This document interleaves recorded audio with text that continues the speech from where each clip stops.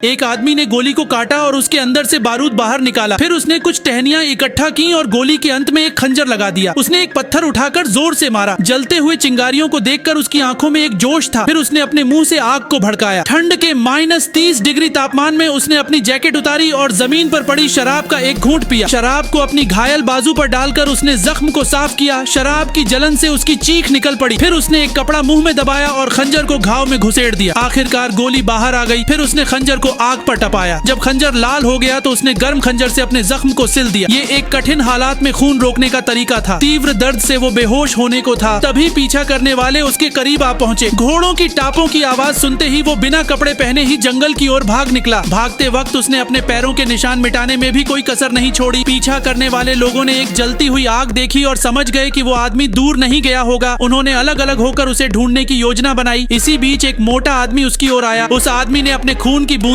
बर्फ पर गिराकर मोटे आदमी का ध्यान आकर्षित किया। जैसे ही उसने ऊपर देखा वो आदमी पेड़ से कूद पड़ा। उसने मोटे आदमी के शरीर को ढाल की तरह इस्तेमाल किया और उसकी पिस्तौल छीन ली। फिर उसने खंजर से मोटे आदमी का पेट चीरकर अपने हाथ उसके अंदर डालकर कुछ देर गर्मी ली। इस बीच पीछा करने वालों के कप्तान को कुछ गड़बड़ महसूस हुई। उसने अपने आदमियों को इशारा किया कि मोटे आदमी को ढूंढा जाए। जब वे वहां पहुंचे तब तक वो आदमी वहां से भाग चुका था। भागते भागते उसे एक घर दिखाई दिया। घर की एक लड़की ने उसकी चोट देखी और उसे अंदर लाकर उसके घाव पर पट्टी बांध दी। लेकिन उस आदमी को पता था कि पीछा करने वाले अभी भी उसे ढूंढ रहे हैं, इसलिए उसने उन्हें किसी मुसीबत में न डालने के लिए सूरज उगने से पहले ही वहां से निकल गया। फिर उसने पीछा करने वालों का ध्यान खींचने के लिए आग जलाई। रात में जब पीछा करने वाले आग के पास आराम कर रहे थे, उसने चुपके से हमला करने की कोशिश की। लेकिन अचानक उसे गोलियों को लोड करने की आवाज सुनाई दी। उसके पास कोई चारा नहीं था। उसने अपनी पिस्तौल फेंक दी और आत्मसमर्पण का नाटक किया। फिर जैसे ही कप्तान का ध्यान हटा, वो तेजी से भाग निकला। भागते हुए उसे एक भालू मिला जो जाल में फंसा हुआ था। उसे देखकर उसने पीछा करने वालों से निपटने के लिए एक नया तरीका सोचा।